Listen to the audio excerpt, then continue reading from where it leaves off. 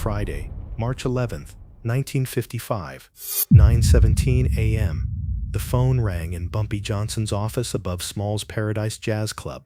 On the other end, a voice that had ordered more deaths than any man in America. "Johnson, this is Frank Costello. We need to talk." What happened next wasn't a conversation. It was the beginning of a 72-hour psychological war fought entirely over telephone lines. 47 phone calls between two criminal masterminds. No bullets fired, no blood spilled, just pure mental warfare. By Sunday evening, one of these men would surrender completely. The other would own New York. "Mr. Costello," Bumpy replied calmly, settling into his leather chair. "I've been expecting your call." Frank Costello was known as the Prime Minister of the Underworld, the most powerful mob boss in America. He controlled judges, politicians, police commissioners. When Costello spoke, the entire East Coast listened. When he whispered, people disappeared. But he'd never dealt with anyone like Bumpy Johnson. To understand this war, you need to understand what led to it. In March 1955, Harlem was experiencing something unprecedented: prosperity. Black businesses were thriving. The numbers racket was generating millions. Local entrepreneurs were opening legitimate operations, and Frank Costello wanted every penny. Costello's plan was brilliant in its simplicity. Instead of trying to muscle in violently, he would strangle Harlem economically, cut off suppliers to black businesses, pressure banks to deny loans, force out legitimate operations until only his illegal enterprises remained. There was just one problem: Bumpy Johnson. For 3 months, every move Costello made, Bumpy countered. Suppliers threatened by Costello's men found protection from Bumpy's network. Banks pressured to deny loans suddenly received visits from community leaders Bumpy had cultivated for decades. Legitimate businesses targeted for closure discovered they had friends in city government they never knew existed. By March 1955, Costello was losing money, losing face, and losing patience. Hence the phone call. "Johnson, you're costing me a lot of money." "Mr. Costello, I'm protecting my neighborhood. That's what neighbors do. This can go 2 ways. Easy or hard. Your choice." Bumpy leaned back in his chair, studying the morning light streaming through his window. Down on 125th Street, people were going about their business. His people, his responsibility.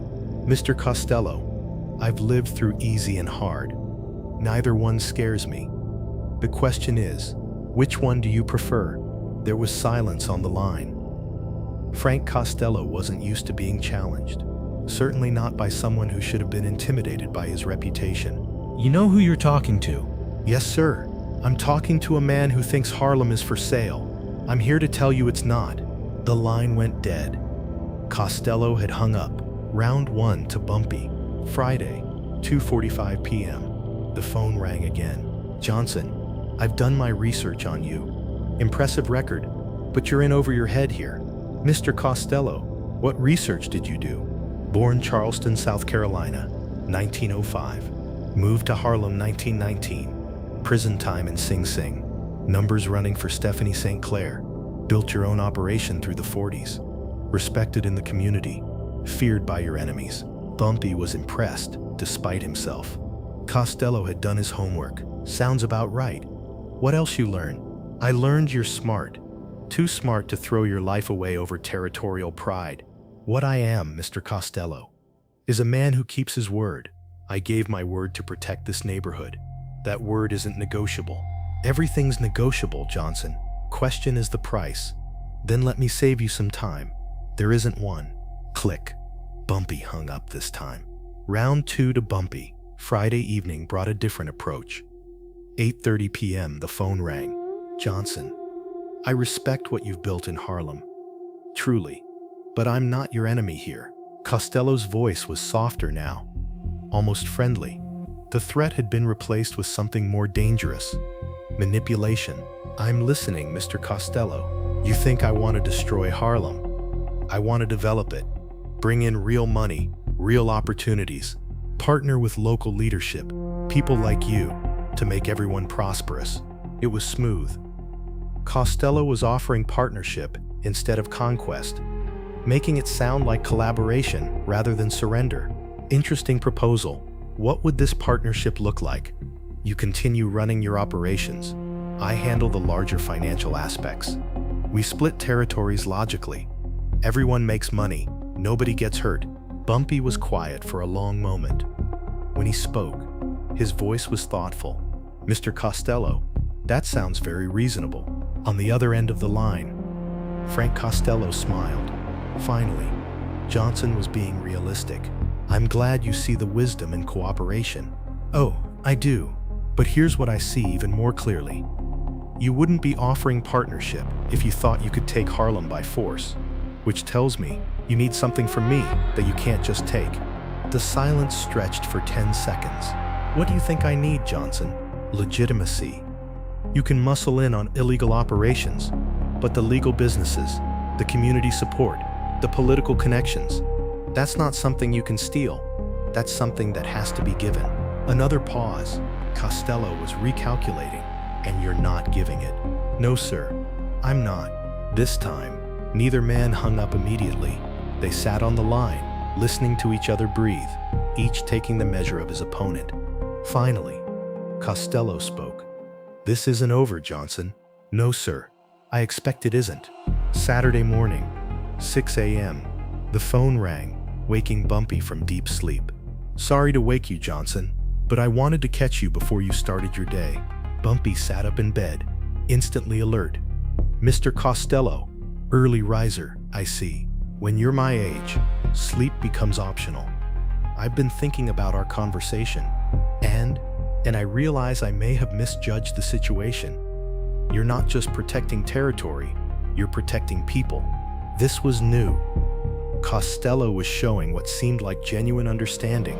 That's right, I can respect that. Hell, I can admire it. But Johnson, those people you're protecting, they're gonna get hurt if this escalates. There it was. The threat wrapped in concern. How do you figure? Because I'm not the only one interested in Harlem. There are hungrier men than me. More violent men. Men who don't believe in negotiation. If I back off, they move in. And they won't offer partnership. Bumpy got out of bed, walked to his window, looked down at the street. Even at 6 a.m., Harlem was stirring. People heading to work, starting their days, living their lives. Mr. Costello, you know what I think? What's that? I think you're scared. The words hung in the air like smoke. Excuse me? You heard me. Frank Costello, the Prime Minister of the Underworld, is scared of one neighborhood in Harlem. Otherwise, you wouldn't be calling me at 6 in the morning, trying to convince me you're doing me a favor. Johnson, you're making a serious mistake. Maybe, but it's my mistake to make. Saturday afternoon, the calls came every 2 hours. Each one a different approach, a different psychological angle. 2 p.m. Johnson, I've been authorized to offer you a very generous financial arrangement. 4 p.m. Johnson, mutual friends tell me you're a reasonable man. 6 p.m. Johnson, I'm hearing rumors about federal interest in your operations. 8 p.m. Johnson, it would be unfortunate if something happened to disrupt the peace you've worked so hard to build. Each time, Bumpy's response was polite, thoughtful, and absolutely unchanging. Mr. Costello, Harlem's not for sale. By Saturday night, something had shifted. Costello's voice was showing strain. The careful control was cracking. 10:30 p.m. Johnson, I'm running out of patience here. Mr. Costello, patience is like respect. Can't be demanded, only earned. You think this is a game? No, sir. Games have winners and losers. This is about right and wrong. Right and wrong? Costello's voice rose for the first time. You're a criminal, Johnson. You run numbers. You break legs. You operate outside the law. Don't lecture me about right and wrong. Bumpy's voice remained calm. Mr. Costello, you're absolutely right. I am a criminal, but I'm a criminal who protects his community. You're a criminal who destroys communities for profit. That's the difference between us. Sunday morning brought desperation. The calls started at 7 a.m. and didn't stop. Johnson, I'm offering you one final opportunity. Johnson, You're forcing my hand here. Johnson, I've got 50 men who can be in Harlem by tonight. Johnson, think about what you're doing to your people. With each call, Costello sounded more frustrated, more angry, more defeated. Finally, at 3:47 p.m. on Sunday, the 47th call came. Johnson. Costello's voice was quiet, flat, exhausted. Mr. Costello, you win. 3 words that changed the balance of power in New York forever. I'm sorry? You heard me. I'm pulling back from Harlem. No more pressure on the businesses. No more interference with the banks. No more moves on your territory. Bumpy sat in stunned silence. Frank Costello, the most powerful criminal in America, was surrendering. Why? Costello was quiet for a long moment. When he spoke, there was something like respect in his voice. Because in 3 days of conversation, you never once threatened me, never once tried to buy me, never once offered me anything except the truth. And the truth is, you can't be moved. Men like that, they're dangerous to fight. Mr. Costello, I appreciate your understanding. Don't appreciate it too much, Johnson. This isn't friendship. This is recognition. Harlem belongs to you because you've earned it. But if you ever step outside those boundaries, if you ever threaten what's mine, we'll have a very different conversation. Understood. And Mr. Costello, yeah? If you ever threaten what's mine again, we won't be having conversations at all. The line went dead. The 72-hour phone war was over. Within a week, every threat against Harlem businesses disappeared. Banks that had been pressured to deny loans suddenly became cooperative. Suppliers that had been intimidated into cutting ties resumed normal operations. Frank Costello kept his word completely. For the next 13 years, until Bumpy's death in 1968, Costello's organization never made another move against Harlem. The phone war became legend in criminal circles, not because of violence or bloodshed, but because of what it proved. Sometimes the most dangerous weapon isn't a gun.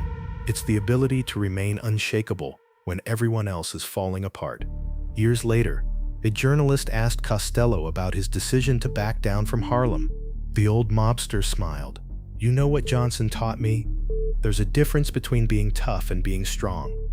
Tough breaks under enough pressure. Strong bends but never breaks.